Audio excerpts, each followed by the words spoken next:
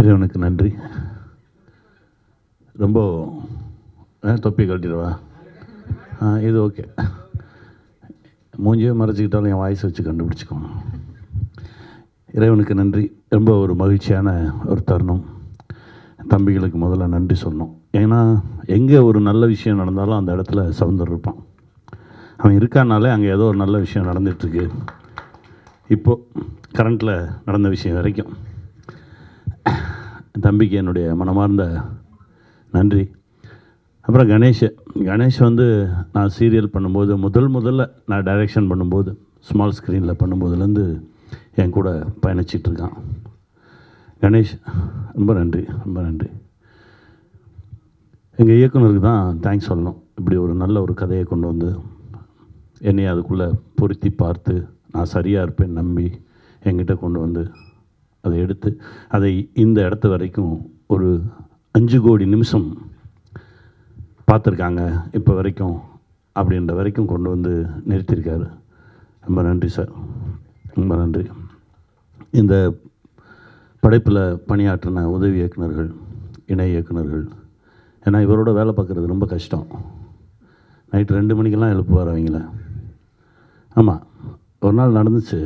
ஷொட்ரெல்லாம் போட்டிருக்கணும். சொட்ரு யார்ட்டடா சொன்னேன், உன்ட்ட தானடா சொன்னேன், ஏன்ட்ட சொல்ல சார்ன்றான். உன்ட்ட சொன்னா, இல்லை சார் என்கிட்ட சொல்ல. மொத்தமே 4 பேர் தானடா, இந்த 4 பேர்ட்டையும் கேட்டால் என்கிட்ட சொன்ன அப்போ நான் யார்ட்டடா சொன்னேன் அப்படின்னு சொல்லி ஒரு பஞ்சாயத்து நடந்துருந்துச்சு. ஒரு பேரன்பான ஒரு இயக்குனர், அவரோடு பயணப்பட்டது ரொம்ப மகிழ்ச்சி. ஜிக்கு என்னுடைய மனமார்ந்த நன்றி. இன்னொரு நண்பர், அற்புதமான என் நண்பன் ரவி. வாங்க மேலே வாங்க நண்பர் ரவி. ஒரு நல்ல விஷயம் இருந்தால் அதை அப்படியே தன் தோளில் எடுத்துக்கிட்டு அப்படியே பயணப்படுற ஒரு நண்பர். வாங்க உட்காருங்க, இந்த இதில் உட்காருங்க. இந்த இருக்குது நண்பா, இங்கே வாங்க, இதில் உட்காரு. உட்காரு பாப்பா, நீ இங்கே உட்காரா. சிவானி இங்கே வா சிவானி. நண்பர் ரவிக்கு என்னுடைய மனமார்ந்த நன்றி. ஜி வந்து அந்த படத்தை கை வைக்கலைன்னா அந்த படம் ரிலீஸ் ஆகிருக்காது. ஏன்னா நிறையா முலாம்பூசி பேசுவாங்க, நான் கொஞ்சம் ஓப்பனாக தான் பேசுகிறேன்.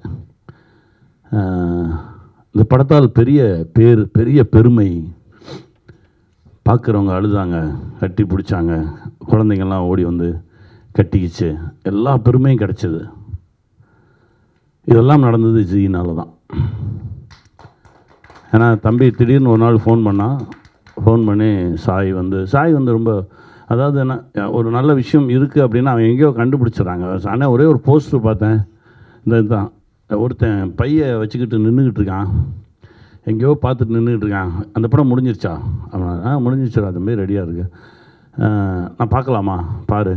அவன் படம் பார்த்தாங்க. படம் பார்த்து முடிச்சுட்டு அவங்க முதல்ல ஒரு பிள்ளையார் சொல்லி போட்டது தான் இது வந்து ரிலீஸை நோக்கி நகர்ந்தது. இப்போ இந்த 5 கோடி நிமிஷம் வரைக்கும் வந்திருக்கு. ரொம்ப சந்தோஷம். ஜிக்கு என்னுடைய மனமார்ந்த நன்றி. ஏன்னா சினிமாவுக்கு ஏன் வந்தோன்னு எனக்குள்ளே ஒரு கேள்வி இருந்துக்கிட்டே இருக்கும். ஒவ்வொரு முறை வீட்டுக்கு போகும்போதும் இப்படி ஒரு இடத்துல இருந்து எந்த சக்தி நம்மளை தள்ளிச்சு, ஏதோ ஒரு சக்தி நம்மளை நகட்டி சென்னை வரைக்கும் கூட்டு போயிருக்கு. ஏன்னா யாருக்குமே சென்னைக்கு வரணுன்னாலே சென்னைன்றதே பெரிய பிரமிப்பு. அப்படி ஒரு நகரத்தை நோக்கி நம்மளை நகர்த்தினது எந்த சக்தி? அப்படி நகர்த்தி இருந்து இங்கே இவ்வளவு நம்மளை பரபரப்பாக இயக்கிட்டு இருக்குன்னா ஏதோ ஒரு காரணம் இருக்கும்ல அப்படின்னு தேடிட்டு இருக்கும்போது தான் எனக்கு வினோதய சித்தம் பண்ணுவதற்கான வாய்ப்பு கிடைச்சது. வினோதய சித்தம் முடித்தவொடனே நான் முடிவு பண்ணேன், இதுக்கு தான், இந்த படைப்பை பண்ணுவதற்கு தான் நம்மளை நகர்த்தியிருக்கு அப்படின்னு சொல்லி ஒரு பெரிய மனநிறைவு வந்தது.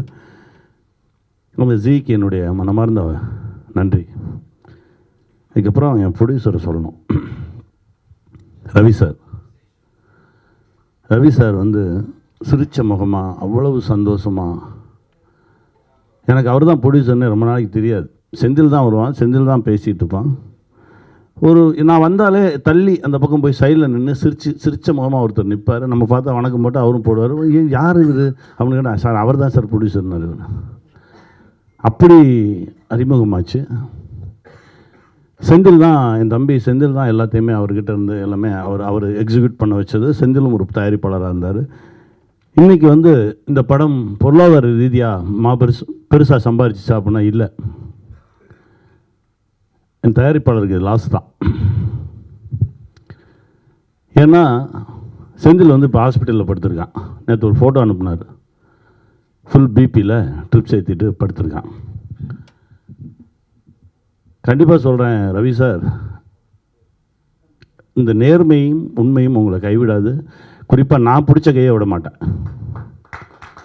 உங்களை எங்கேயுமே தடுமாற விட மாட்டேன். ரவி சார் தைரியமாக இருங்க, இருப்பேன், கூடவே தான் இருப்பேன். இது நடக்கும். ஏன்னா இந்த படத்தில் காலம் கடந்து இத்தனை போராட்டத்துக்கு பிறகு ஒரு நல்ல விஷயம் நடந்த மாதிரி ஒரு நல்ல விஷயம் நடக்கும். அதை நோக்கிய பயணத்தில் தான் இருக்கும். 5 கோடி நிமிஷம் அப்படின்னு சொல்லும்போது ஒரு நிமிஷத்துக்கு 1 பைசா, ஒரு நிமிஷத்துக்கு 1 ரூபா அப்படின்லாம் எனக்குள்ளே ஓடிச்சு. உலகம் முழுவதும் போய் சேர்ந்துருச்சு, எல்லாரும் பார்த்துட்டாங்க, எல்லாரும் நடந்துச்சு. அப்போ எங்கே தப்பு நடந்தது அப்படின்னா, இந்த வெளியீடில் ரிலீஸில் இருக்க ப்ரெஷர் இருக்குது பாருங்கள், ஒரு பெரிய பயமுறுத்தல் இருக்குது பாருங்கள், அதுதான் இந்த படத்தை கொன்னுது. என் படம் எங்கே ரிலீஸ் ஆகிருக்குன்னு எனக்கு தெரியாது. நான் கேட்பேன் இவர்கிட்ட, ஏங்க சிட்டியில் இருக்க எல்லா தேட்டரையும் போட்டு வச்சுருக்கீங்க, ஆனால் தேட்டரில் இல்லையே. தமிழ்நாட்டில் எத்தனை தேட்டர் ரிலீஸ் ஆயிடுச்சுன்னே தெரியல. அந்த அளவுக்கு ஒரு குழப்பம் நடந்துச்சு. எத்தனையோ நல்ல படைப்புகள் எடுக்கிறோம், ஆனால் லேண்ட் ஆகும்போது தான் இருக்கிற பிரச்சனை அது. அடுத்த முறை இந்த தப்பு செஞ்சிடக்கூடாது, அடுத்த முறை இந்த தப்பு செஞ்சிடக்கூடாதுன்னு அப்பா திரைப்படத்தில் ஆரம்பித்து இப்போ மாணிக்கம் வரைக்கும் அந்த தப்பு நடந்துக்கிட்டே இருக்குது. எப்போ சரியாக போகுதுன்னு தெரியல. ஒவ்வொரு முறையும் சிராய்ப்புகள் தான், அடிகள் தான், வலிகள் தான். ஆனால் படைப்பு நல்லா இருக்கு. பரவாயில்ல, பார்ப்போம். சினிமா தானே, இவ்வளோ சக்தி கொடுத்துருக்குல்ல. உண்மையாக இருக்கவங்கள சினிமா என்றைக்குமே விடாது. ஏன்னா என்கிட்ட விஎஸ் ராகவன் சார் சொல்லுவார், அண்ணின்னு ஒரு மெகா சீரியல் பண்ணும்போது அவருக்கு 72 வயசு. என்கிட்ட சொல்லுவார், உள்ளே வந்தோடனே எனக்கு பாடத்தை கொடுத்துருங்க கனி, பாடத்தை கொடுத்துருங்க அப்படின்பார். பாடத்தை சீன் பேப்பர் தான் அவர் கேட்குறாரு சார், கொடுத்துருங்கடா அப்படின்னா அவர் சொல்லுவார், நீங்களாம் தப்பு பண்ணால் அதை பெருசாக எடுத்துக்க மாட்டீங்க, ஆனால் என்னால் ஒரு சின்ன தவறு நடந்துருச்சு அப்படின்னா நான் சாப்பிட மாட்டேன், தூங்க மாட்டேன், என்னை நானே தண்டிச்சுக்குவேன். அந்த அளவுக்கு நான் சினிமாவுக்கு நேர்மையாக இருக்கணும்னு நினைக்கிறேன் அப்படின்னு சொல்லிட்டு என் கையை பிடிச்சி சொன்னார், நீ உண்மையாக மட்டும் இருந்துரு, சினிமா உன்னை விடவே விடாது, ஏதோ ஒரு இடத்துல இறுக்கி பிடிச்சிருக்கும் அப்படின்னு சொன்னார். அதை தான் நான் நம்புகிறேன். இந்த இந்த இந்த செகண்ட் வரைக்கும் நம்புகிறேன். நல்ல படைப்பு எடுக்கிறோம், ரொம்ப சந்தோஷமாக எடுக்கிறோம், ரொம்ப மனசார ஒரு விஷயம் செய்கிறோம். ஆனால் எடுக்கும்போது இருக்கக்கூடிய சந்தோஷம் வெளிவரும்போது இல்லை. இன்றைக்கி ஜீயில் இவ்வளோ பேர் பார்த்துருக்காங்க, போய் சேர்ந்துருச்சு. அதாவது எடுத்தவருக்கும் பெருமை, நடித்தவங்களுக்கு பெருமை, எல்லாரும் பார்த்துட்டாங்க. ஆனால் நடுவில் என்ன பிரச்சனை? சினிமா காப்பாற்றும் நம்புகிறோம். கண்டிப்பாக சினிமா எங்களை காப்பாற்றும். ரவி சார் தைரியமாக இருங்க, வரேன், இன்னொரு 1 வாரத்தில் வரேன் உங்களை சந்திக்க, ஹைதராபாத்தில் சந்திப்போம்.